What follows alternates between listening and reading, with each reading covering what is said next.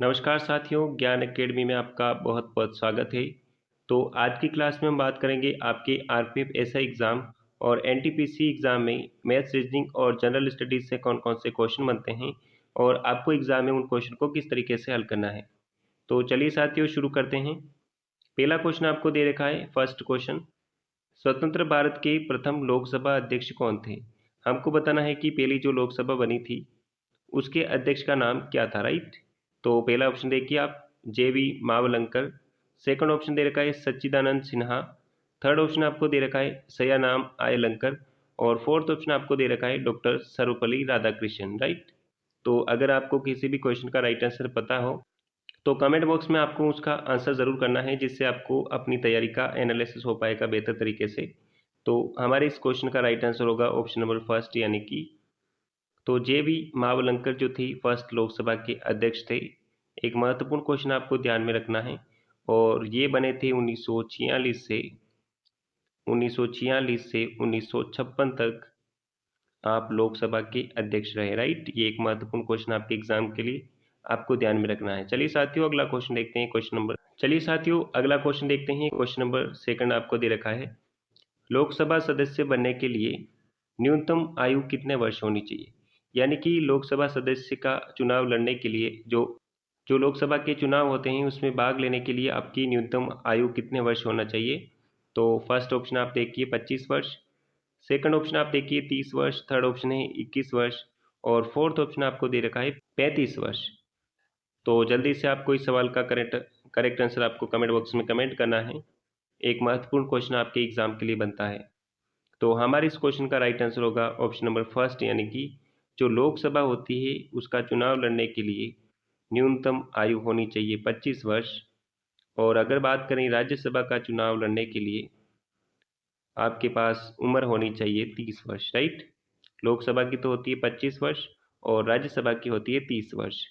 लोकसभा के direct election होते हैं जो कि हम भाग लेते हैं उसमें, और राज्यसभा के इनडायरेक्ट इलेक्शन होते हैं, अप्रत्यक्ष चुनाव होता है। राज्यसभा का अप्रत्यक्ष चुनाव होता है, ये आपको ध्यान में रखना है। महत्वपूर्ण क्वेश्चन आपके एग्जाम के लिए बनता है, राइट? चलिए साथियों अगला क्वेश्चन दे रखा है आपको, क्वेश्चन नंबर 3, यदि 30 जनवरी 2003 को गुरुवार था तो 3 मार्च 2003 को क्या वार होगा? हमको निकालना है कि 3 मार्च 2003 को कौन सा वार होने वाला है। तो जब भी आपको कैलेंडर के बारे में क्वेश्चन पूछा जाता है तो आपको फाइंड करना है कि उसमें विषम दिन कितने हैं, राइट? अब देखिए कि विषम दिन को कैसे निकाला जाता है। तो हमें बात करनी है जनवरी, फरवरी और मार्च की, क्योंकि हमें मार्च तक पहुंचना है, राइट? तो हमें बात करनी है जनवरी, फरवरी प्लस मार्च की, राइट? तो जनवरी में होते हैं 31 दिन, उनमें से 30 दिन बीत चुके, यानी कि हमारे पास में जनवरी का दिन बचा है वो है 1, राइट? फरवरी की बात करेंगे तो फरवरी में दिन होते हैं वो है 28 दिन, प्लस मार्च में हमको जाना है 3 दिनों तक, राइट? और 28 और 4 होते हैं 32 दिन, और 28 और 4 होता है 32 दिन, उसमें हमको देना है 7 का भाग, तो यहाँ से हमको मिलेगा 4 दिन, राइट? तो विषम दिनों की संख्या हमारे पास में हो गई 4, और हमें देखना है कि गुरुवार के बाद में 4 विषम दिन कौन से होते हैं। हमें देखना है कि गुरुवार के बाद में जो चौथा दिन होता है वो कौन सा होता है। तो गुरुवार के बाद में आएगा शुक्रवार, राइट? शुक्रवार के बाद में आता है शनिवार, शनिवार के बाद में आएगा रविवार, और रविवार के बाद में होता है सोमवार, राइट? तो तो गुरुवार के बाद में चौथा दिन होता है हमारा सोमवार, तो हमारे इस सवाल का राइट आंसर होगा ऑप्शन नंबर सी, यानी कि सोमवार, राइट? तो इस तरीके से जो कैलेंडर वाले क्वेश्चन होते हैं, कोई भी क्वेश्चन हो, आपको सबसे पहले उसके विषम दिन निकालने हैं और फिर हमें फाइंड करना है कि कौन से दिन के बारे में हमको क्वेश्चन पूछा गया है, राइट? चलिए साथियों अगला क्वेश्चन देखते हैं। तो चौथा क्वेश्चन हमको दे रखा है, अंडमान निकोबार द्वीप समूह की राजधानी पोर्ट ब्लेयर का नया नाम क्या है जिसका ऐलान केंद्र सरकार ने किया है? यानी कि जो नाम है पोर्ट ब्लेयर उसकी राजधानी का अंडमान निकोबार की, तो उसका नाम चेंज किया गया है, वो हमको बताना है कि नया नाम कौन सा रखा है, राइट? तो देखिए फर्स्ट ऑप्शन आपको दे रखा है श्री राजेंद्रपुरम, सेकंड ऑप्शन आपको दे रखा है option number B Shri Portpuram, third option दे रखा है श्री विजयपुरम, और फोर्थ ऑप्शन आपको दे रखा है सुभाषपुरम, राइट? तो एक महत्वपूर्ण क्वेश्चन और अभी हाल ही का क्वेश्चन, यानी कि एक करंट अफेयर का क्वेश्चन है। तो करंट अफेयर के कई सारे क्वेश्चन आपके एग्जाम में बनते हैं। तो हमारे इस क्वेश्चन का जल्दी से राइट आंसर आप कमेंट बॉक्स में कमेंट करें। तो इस सवाल का राइट आंसर होगा ऑप्शन नंबर सी, यानी कि नया नाम जो किया गया है अंडमान निकोबार द्वीप समूह का, द्वीप समूह की राजधानी का, तो वो है विजयपुरम, राइट। श्री विजयपुरम नई राजधानी होगी अंडमान निकोबार द्वीप समूह की, राइट। एक महत्वपूर्ण क्वेश्चन आपके एग्जाम के लिए ध्यान में रखना है आपको। चलिए साथियों, अगला क्वेश्चन देखते हैं। क्वेश्चन एक और महत्वपूर्ण क्वेश्चन आपके एग्जाम के लिए, ये भी पॉलिटी का क्वेश्चन है। धन विधेयक पर निम्नलिखित में से किसका निर्णय अंतिम माना जाता है, यानी कि आखिरी फैसला किसका होता है धन विधेयक पर, वो आपको बताना है। ऑप्शन देखते हैं। पहला ऑप्शन दे रखा है कि राष्ट्रपति का, सेकंड ऑप्शन दे रखा है प्रधानमंत्री का, थर्ड ऑप्शन है संसदीय सचिव का, और फोर्थ ऑप्शन आपको दे रखा है लोकसभा के अध्यक्ष का। तो धन विधेयक के मामले में आखिरी फैसला, अंतिम निर्णय कौन करता है वो हमको बताना है। तो हमारे इस सवाल का जल्दी से राइट आंसर आप कमेंट बॉक्स में कमेंट करें। तो हमारे इस सवाल का राइट आंसर होगा ऑप्शन नंबर डी, यानी कि धन विधेयक के मामले में अंतिम निर्णय लेते हैं वो लेते हैं लोकसभा के अध्यक्ष, और उनका निर्णय अंतिम निर्णय माना जाता है कि कोई विधेयक धन विधेयक है या नहीं है, राइट। तो ये एक महत्वपूर्ण क्वेश्चन आपके एग्जाम के लिए आपको ध्यान में रखना है। चलिए साथियों, अगला क्वेश्चन देखते हैं। क्वेश्चन नंबर, तो सवाल हमको दे रखा है कि भारत की संविधान सभा ने राष्ट्रीय ध्वज का प्रारूप कब अपनाया था। हमको बताना है कि जो राष्ट्रीय ध्वज है तिरंगा, उसके प्रारूप को कब अपनाया था संविधान सभा ने, राइट। तो देखिए ऑप्शन दे रखा है 22 जुलाई 1947 को, सेकंड ऑप्शन आपको दे रखा है 28 जुलाई 1947 को, थर्ड ऑप्शन है 17 जुलाई 1947 को, और फोर्थ ऑप्शन आपको दे रखा है 22 जुलाई 1948 को। तो ये भी एक महत्वपूर्ण क्वेश्चन है। इसका जल्दी से राइट आंसर आप कमेंट बॉक्स में कमेंट करें। तो हमारे इस सवाल का राइट आंसर होगा ऑप्शन नंबर एक, यानी कि 22 जुलाई 1947 को भारतीय राष्ट्रीय ध्वज के प्रारूप को अपनाया था संविधान सभा ने, राइट। ये डेट एक महत्वपूर्ण डेट है, आपको ध्यान में रखना है, क्योंकि ये क्वेश्चन आपके एग्जाम में कई बार पूछा गया है और ऐसे क्वेश्चन आपके एग्जाम में पूछे जाते हैं। चलिए साथियों, अगला क्वेश्चन देखते हैं। Question number 7।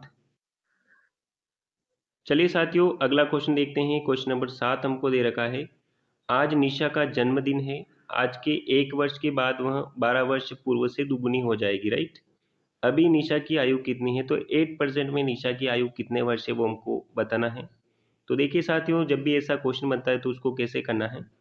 तो हम मान लेते हैं कि निशा की आयु जो है वो x वर्ष है वर्तमान में, राइट। हम मान लेते हैं कि प्रेजेंट में उसकी आयु जो है x वर्ष है। अब बात करते हैं कि 1 वर्ष के बाद में उसकी आयु कितनी होगी। तो 1 वर्ष के बाद में उसकी आयु में भी 1 वर्ष का इजाफा हो जाएगा, 1 वर्ष बढ़ जाएगी, राइट। अब देखिए कि 12 वर्ष पूर्व उसकी आयु कितनी थी, तो आज से 12 वर्ष पूर्व में उसकी आयु 12 वर्ष कम होगी, राइट। तो देखिए 12 वर्ष पूर्व उसकी आयु कितनी होगी, तो आज की आयु में से 12 वर्ष हम कम कर देते हैं, तो वो होती 12 वर्ष पूर्व की आयु, राइट। अब देखिए कि हमको सवाल में बताया गया है कि 1 वर्ष के बाद वह 12 वर्ष पूर्व से दुगुनी हो जाएगी, राइट। 1 वर्ष के बाद, तो 1 वर्ष के बाद में उसकी आयु हमने निकाली थी x+1 साल, राइट। यहाँ पे था x+1 ईयर, तो x+1 साल बराबर 12 वर्ष पूर्व से दुगुनी, यानी कि x में से 12 को माइनस करना है और इंटू 2 करवाना है, जैसा कि हमको सवाल में बोला गया है, राइट। अब हम इस समीकरण को सरल करते हैं। x+1 बराबर 2 का गुणा x है तो 2x, राइट।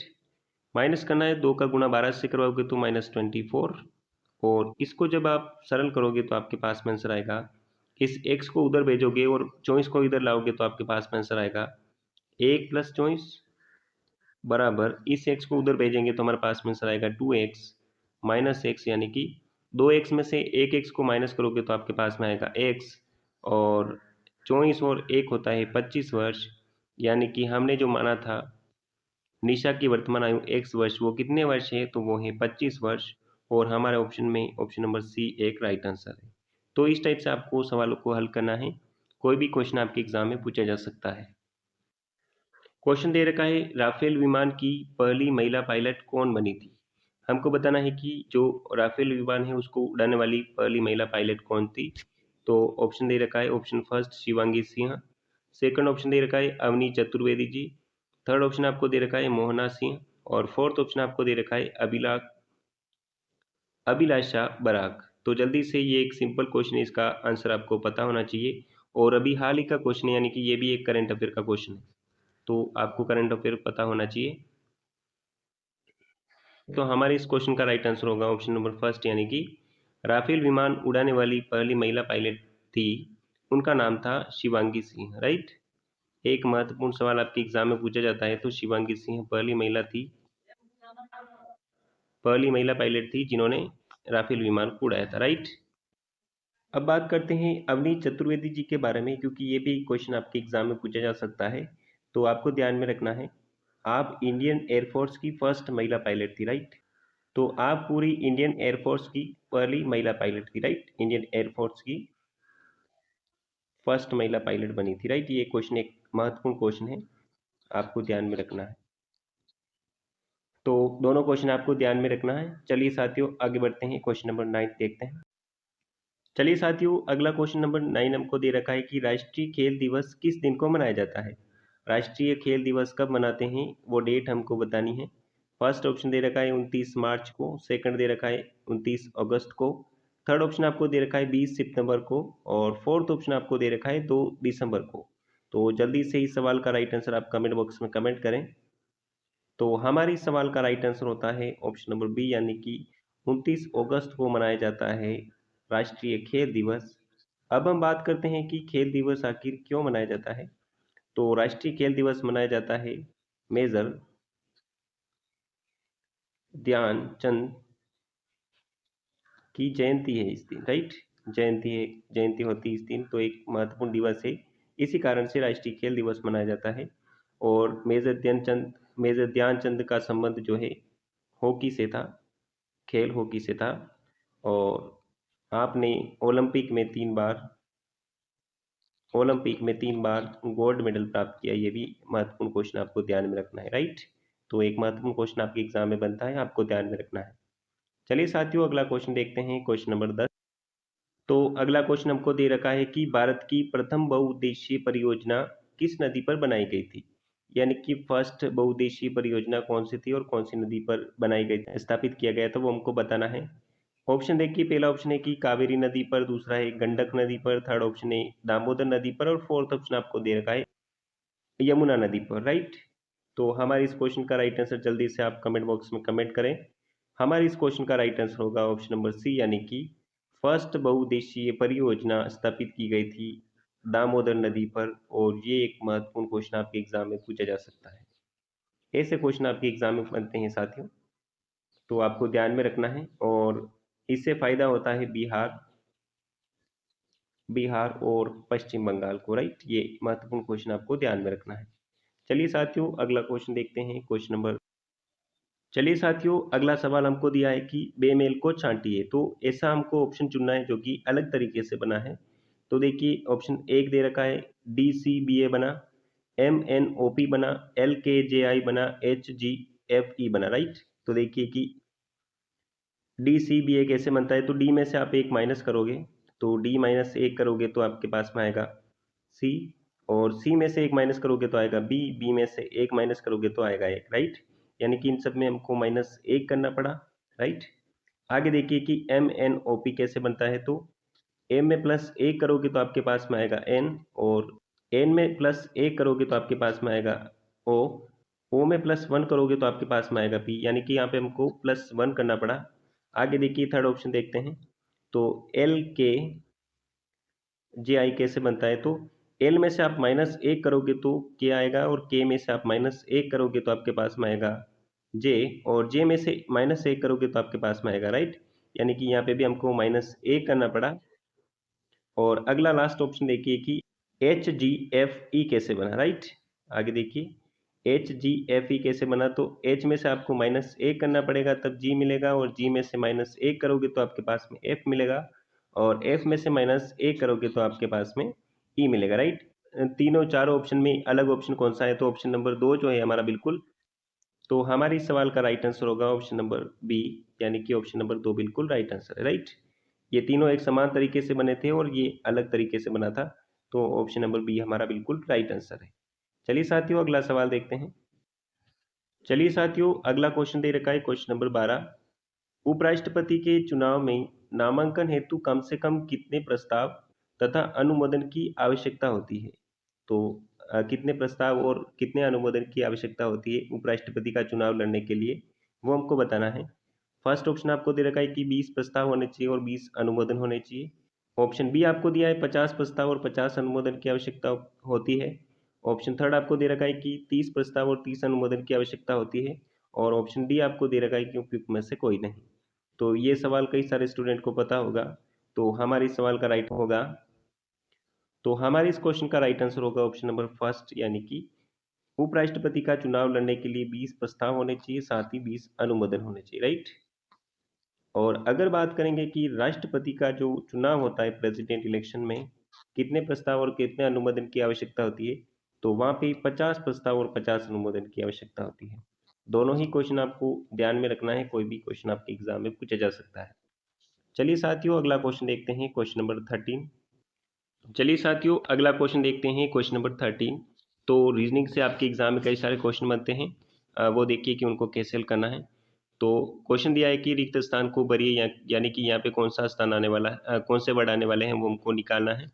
तो देखिए AZ बना, CX बना, FU बना और JQ बना, और यहाँ पे कौन सा आएगा वो हम निकालते हैं। तो देखिए कि जब भी इस टाइप के क्वेश्चन मिले तो सबसे पहले आपको पता होना चाहिए कि A कौन से स्थान पे आता है, Z कौन से स्थान पे आता है, राइट। तो ये नंबर क्रमांक आपको याद होना चाहिए। तो अभी हम निकाल के देखते हैं कि ये कौन से स्थान पे आते हैं।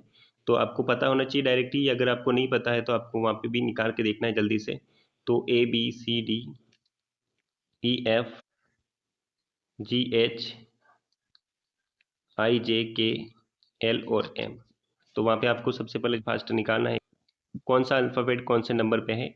उसके बाद में M के बाद में NOPQRSTUVW XY और Z, राइट। तो इस तरीके से सबसे पहले आपको देखना है कि कौन सा अल्फ़ाबेट कौन से नंबर पे है। तो अब हम देखते हैं कि AZ कैसे बना होगा। तो A के बिल्कुल सामने लिख रखा है Z, यानी कि दोनों एक दूसरे के अपोजिट में है, राइट। उसके बाद में देखिए कि CX कैसे बना है। तो C के जस्ट सामने लिख रखा है X, यानी कि ये दोनों भी एक दूसरे के अपोजिट में है।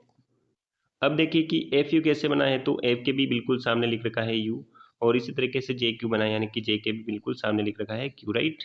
यानी कि सबसे पहले उसने प्लस का 2 ऐड किया, राइट। यहाँ पे उसने सबसे प्लस का 2 ऐड किया, उसके बाद में प्लस का 3 ऐड किया, उसके बाद में प्लस का 4 ऐड किया। अब हमको प्लस का 5 ऐड करना है। तो J के बाद में प्लस पाँचवा नंबर होगा K। तो J के बाद में पाँचवा नंबर कौन सा है, KLMN और O, राइट। तो हमारा पाँचवा नंबर हुआ वो हुआ O, और O के जस्ट सामने लिख रखा है L, यानी कि हमारे इस सवाल का राइट आंसर होगा O और L, राइट। यानी कि एक तो एक दूसरे के बिल्कुल अपोजिट वाले वर्ड लेना है, और उसके बाद में हमको प्लस का 5 भी ऐड करना था J में, राइट। तो हमारे सवाल का राइट आंसर होगा ऑप्शन नंबर डी, और इसी तरीके से आपको सवाल को हल करना है। अगर आपको ये पता है कि कौन सा वर्ड कौन से नंबर पर है तो ठीक, नहीं तो इस तरीके से आपको बना के उस सवाल को हल करना है। चलिए साथियों अगला सवाल देखते हैं क्वेश्चन नंबर 14। अगला क्वेश्चन दे रखा है तराइन का युद्ध किन शासकों के मध्य लड़ा गया है। हमको बताना है कि तराइन का जो युद्ध था वो किन किन शासकों के बीच में हुआ था। फर्स्ट ऑप्शन आप देखिए पृथ्वीराज चौहान वर्सेस मोहम्मद गौरी। दूसरा ऑप्शन आपको दे रखा है कि Mohammad Ghori versus Jaichand. Third option दे रखा है बाबर वर्सेस महाराणा सांगा। और फोर्थ ऑप्शन आपको दे रखा है शेरशाह सूरी वर्सेस हुमायूं के बीच में। तो तराइन के युद्ध की बात करेंगे, ये क्वेश्चन अधिकतर स्टूडेंट्स को पता होता है। तो तराइन का युद्ध हुआ था पृथ्वीराज चौहान वर्सेस मोहम्मद गौरी के बीच में, राइट। ऑप्शन नंबर फर्स्ट हमारी सवाल का राइट आंसर होता है। और तराइन के 2 युद्ध हुए थे, और फर्स्ट युद्ध में पृथ्वीराज चौहान विजय रहे, और सेकंड युद्ध में मोहम्मद गौरी विजय रहे थे, राइट। मोहम्मद गौरी विजय रहा था। ये दोनों क्वेश्चन भी आपको ध्यान में रखना है। तो फर्स्ट युद्ध हुआ था 1191 में, आपको ध्यान में रखना है। फर्स्ट युद्ध हुआ था 1191 में, और सेकंड युद्ध की बात करेंगे तो 1 वर्ष के बाद ही, यानी कि 1192 में सेकंड युद्ध लड़ा गया था जिसमें मोहम्मद गौरी विजय रहे, राइट। तो ये दोनों क्वेश्चन महत्वपूर्ण क्वेश्चन आपको ध्यान में रखना है। चलिए साथियों अगला क्वेश्चन देखते हैं क्वेश्चन नंबर 15। तो साथियों अगला क्वेश्चन हमको दे रखा है राज्य विधानमंडल सत्र के सत्रावसान की घोषणा कौन करता है? तो स्टेट की जो विधानमंडल होती है तो वहाँ पे सत्रावसान की घोषणा कौन करता है वो हमको बताना है। ऑप्शन देखिए, फर्स्ट ऑप्शन दे रखा है विधानसभा के अध्यक्ष, दूसरा ऑप्शन आपको दे रखा है राज्यपाल, थर्ड ऑप्शन दे रखा है मुख्यमंत्री और फोर्थ ऑप्शन दे रखा है उपयुक्त में से कोई नहीं। तो विधानमंडल के सत्रावसान की घोषणा करते हैं, उनका नाम है राज्यपाल, यानी कि ऑप्शन नंबर बी हमारा बिल्कुल करेक्ट आंसर है। सत्रावसान की घोषणा करने का काम होता है राज्यपाल का, राइट। तो अगला हमको क्वेश्चन दे रखा है क्वेश्चन नंबर 16, पुस्तक मुद्रा राक्षस के लेखक का नाम क्या है? तो मुद्रा राक्षस पुस्तक के लेखक का नाम हमको बताना है कि उनके राइटर कौन थे। फर्स्ट ऑप्शन हमको दे रखा है कि हेमचंद्र, सेकंड ऑप्शन दे रखा है विशाखा दत्त, थर्ड ऑप्शन आपको दे रखा है मेगास्थनीज और फोर्थ ऑप्शन आपको दे रखा है कौटिल्य। तो हमारे इस क्वेश्चन का राइट आंसर होता है ऑप्शन नंबर बी, यानी कि मुद्रा राक्षस पुस्तक है विशाखा दत्त जी की, राइट। ये आपको ध्यान में रखना है, एक महत्वपूर्ण क्वेश्चन आपके एग्जाम के लिए बनता है क्योंकि पुस्तकों से रिलेटेड आपके एग्जाम में क्वेश्चन बनते हैं, राइट। और मेगास्थनीज और कौटिल्य ये इनके नाम क्या होता है तो वो आपको कमेंट बॉक्स में कमेंट करना है कि आप ज़रूर कमेंट बॉक्स में कमेंट करके बताएं। चलिए साथियों अगला क्वेश्चन देखते हैं, क्वेश्चन नंबर 70। तो साथियों अगला क्वेश्चन दे रखा है बंगाल विभाजन के लिए उत्तरदायी कौन था? तो बंगाल विभाजन के लिए उत्तरदायी व्यक्ति का नाम हमको बताना है कि जिम्मेदार व्यक्ति कौन था। तो ऑप्शन देखिए, फर्स्ट ऑप्शन आपको दे रखा है लॉर्ड कर्जन, सेकंड ऑप्शन आपको दे रखा है लॉर्ड क्लाइव, थर्ड ऑप्शन आपको दे रखा है लॉर्ड कैनिंग और फोर्थ ऑप्शन आपको दे रखा है उपयुक्त में से कोई नहीं। तो इस सवाल का राइट, बिल्कुल सिंपल क्वेश्चन है, इसका राइट आंसर जरूर आप कमेंट बॉक्स में कमेंट करके बताएं। तो हमारे इस सवाल का राइट आंसर होगा ऑप्शन नंबर फर्स्ट, यानी कि लॉर्ड कर्जन जो थे उनको माना जाता है बंगाल विभाजन के लिए उत्तरदायी व्यक्ति, राइट। ये एक महत्वपूर्ण क्वेश्चन आपके एग्जाम में बनता है। और बंगाल के दो टुकड़े किए गए थे, जिसमें एक बना था पूर्वी बंगाल जिसकी राजधानी थी, पूर्वी बंगाल बना था जिसकी राजधानी आपको ध्यान में रखना है ढाका बनाई गई थी, और एक बना था पश्चिमी बंगाल, और पश्चिम बंगाल की राजधानी की बात करेंगे तो वो थी कोलकाता, राइट। वर्तमान में जो है हमारी कलकत्ता। तो ये एक महत्वपूर्ण क्वेश्चन आपके एग्जाम में बन सकता है। लेकिन जिम्मेदार व्यक्ति कौन था? तो वो थे लॉर्ड कर्जन, राइट। चलिए देखिए साथियों, ये वीडियो आपको पसंद आया होगा, और अगर आपको पसंद आया हो तो वीडियो को लाइक ज़रूर करें, अपने दोस्तों के साथ इस वीडियो को शेयर ज़रूर करें ताकि उनकी भी बेस्ट तैयारी हो सके। ऑल द बेस्ट साथियों।